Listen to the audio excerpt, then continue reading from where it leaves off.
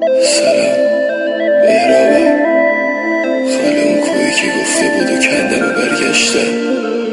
دوتا از همون قهوه میشگی بریز، به خودشم بگو بیا. چی؟ رفته؟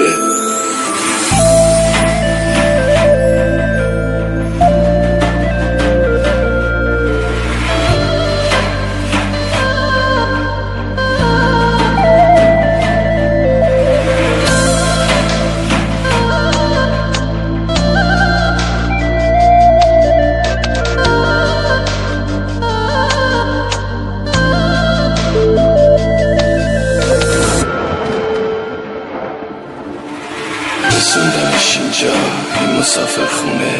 بهش گفتم بمون برمیگردم، برگشتم نبود بهم گفتم با مجنون رفت، ازت خداحافظی کردم.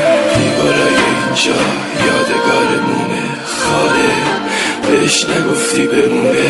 تو که میدونستی من دنیامو پاش دادم، دم رفتنی حداقل میگفتی بدونه. میرسیدم با سر رفته بود شیرین، زمین افتاد دیگه پاهاش کماخو، تیشه توی دستش، حلقه توی چشماش، عشق قلبشو از جاش در آورد. کوه از وسط باش شد، خسته دست فرهاد. الهی چشاش روز بد نبینه، پنجهاش رو دیوار مسافر خونه. خاله میگفت قانون عاشقی همینه.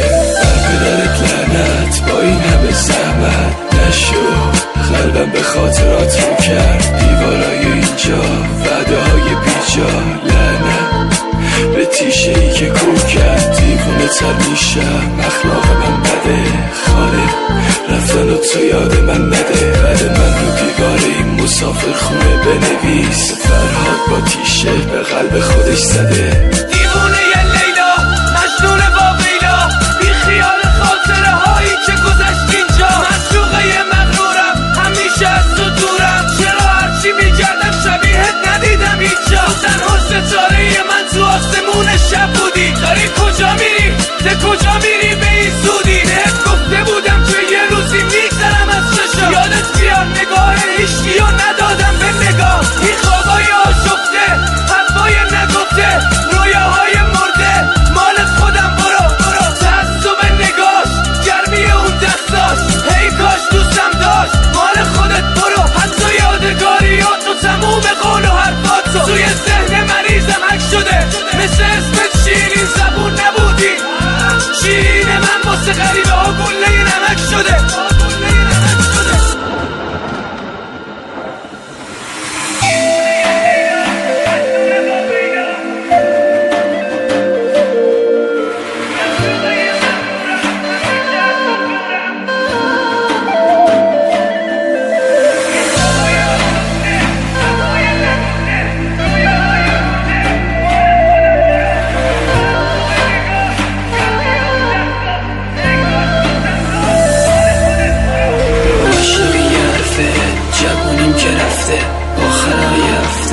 غروب دلگیره، راه دلم بومبست، هوا که دست خورده است، گوش چشم خدا الهی بمیره.